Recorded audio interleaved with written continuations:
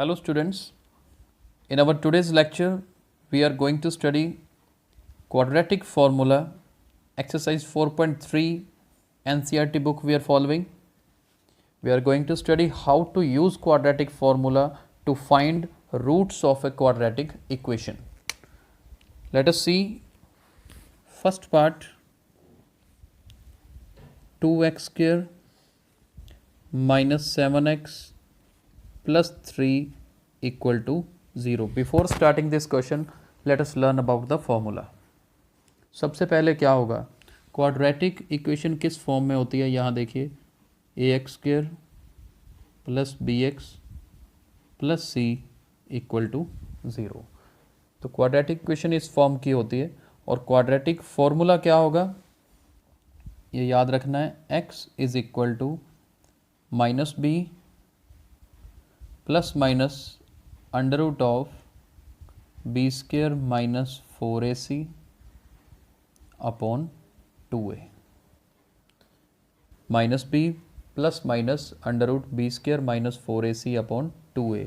या इसको इस तरीके से भी याद रख सकते हैं. सबसे पहले निकालिए d. d means discriminant. क्या बोलते हैं? डिस्क्रिमिनेंट बोलते हैं. डिस्क्रिमिनेंट की वैल्यू कैसे निकलती है? B square minus 4ac. और नेक्स्ट स्टेप x निकालने का कैसे लिख सकते हैं? Minus b plus minus root D upon 2a. बात बिल्कुल एक है. अंडर रूट के अंदर ये जो बी स्क्र माइनस 4ac है इसी को ही डिस्क्रिमिनेंट बोलते हैं. तो पहले उसको अलग से निकाल लें, बल्कि क्वेश्चन आसान हो जाता है उससे. पहले अलग से निकालें, फिर स्क्वायर रूट के अंदर डी लगा दें तो x की वैल्यू कैसे निकलेगी? Minus b plus minus root D upon 2a. तो अब हम अपना क्वेश्चन शुरू करते हैं. इधर फॉर्मूला लिखा हुआ है, इसके ऊपर भी फोकस रखेंगे. हमारे क्वेश्चन में देखिए a की वैल्यू क्या है? Value of a is 2, b is minus 7, c is 3.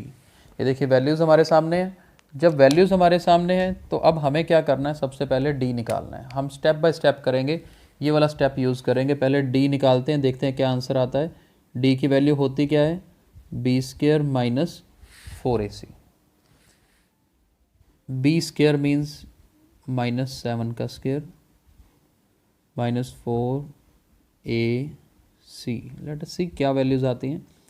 49 minus 24, that means value of d comes out to be 25. Now we can use direct this formula. x is equal to minus b plus minus root d upon 2a. Minus b, b की value कितनी है? Minus 7. ये गलती हो जाती है, अक्सर students करते हैं. ये माइनस फॉर्मूले वाला लगाया है, फिर b की वैल्यू माइनस 7 है तो वो हमने लिखी है. Plus minus under root D की वैल्यू कितनी है? 25. 2a, value of a is 2. तो बस इसको लिखने के बाद बिल्कुल आसान स्टेप्स. माइनस माइनस प्लस हो जाएगा. Under root 25 is 5, 2 into 2 4. बस इन्हीं को स्प्लिट करना है.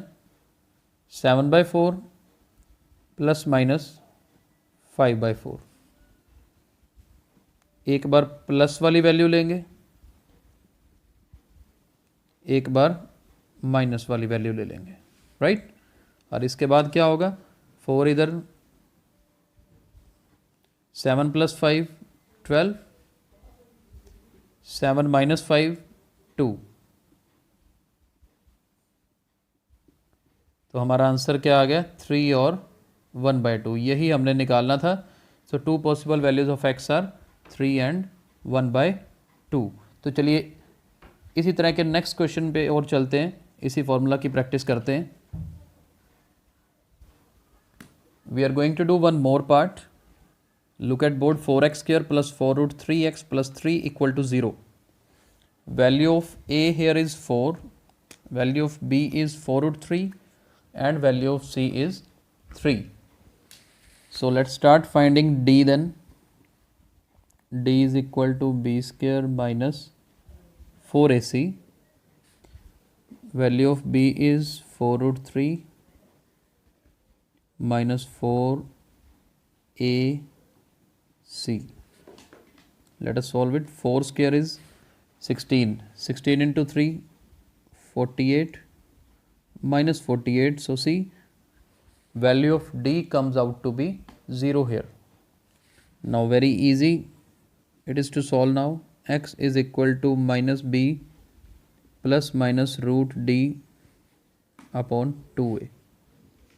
Value of B is 4 root 3 plus minus root 0. Value of A is 4, right? So what do we get now? Minus 4 root 3 plus minus 0 upon 4 2s are 8. तो एक बार plus की value लिख लीजिए, प्लस 0, एक बार माइनस लिख लेते हैं, राइट? तो हमारे पास क्या बनेगा? 4 रूट 3 बाई 8 माइनस का माइनस 4 रूट 3 बाई 8, 4 से कट गया। तो हमारे पास इसके कितने आंसर आए? 2 आंसर आए एक्स के, minus root 3 by 2 minus root 3 by 2, equal roots exist here. तो बहुत ही आसान क्वेश्चन था। एक पार्ट और करते हैं इसी कंसेप्ट का,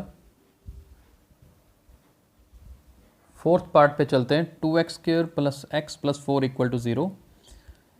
ए की वैल्यू 2 है, बी की 1 है और सी की 4 है। तो देखते हैं डी कैसे निकलेगा यहाँ पर। D is equal to b square minus 4ac, 1 square minus 4, value of A is 2 and value of C is 4. 4 4s are 16, 16 2s are 32. अब देखिए D की वैल्यू यहाँ पर आ गई -31 और मैंने इस फॉर्मूला में इसी नेगेटिव वैल्यू को अंडर रूट के अंदर फिल करना है, लेकिन अंडर रूट के अंदर कभी भी नेगेटिव वैल्यू नहीं आ सकती। तो यानी कि अगर D की वैल्यू नेगेटिव आ जाए तो मुझे आगे क्वेश्चन करना ही नहीं है। मैं यहाँ पे सीधा ये लिखूँगा, since D is less than 0 therefore no real roots exist. कि अगर अंडर रूट के अंदर नेगेटिव वैल्यू आ जाए तो उसका आंसर रियल नहीं होता, रियल रूट्स नहीं आ सकते। ये आगे +1 का टॉपिक आएगा, 10th में हम सिर्फ रियल वैल्यूज़ ही पढ़ते हैं।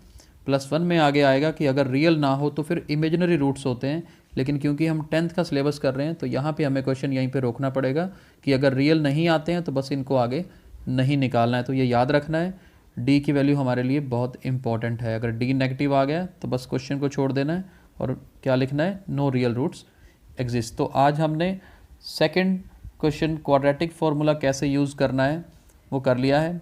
आगे थर्ड क्वेश्चन से अपने नेक्स्ट लेक्चर में कंटिन्यू करेंगे।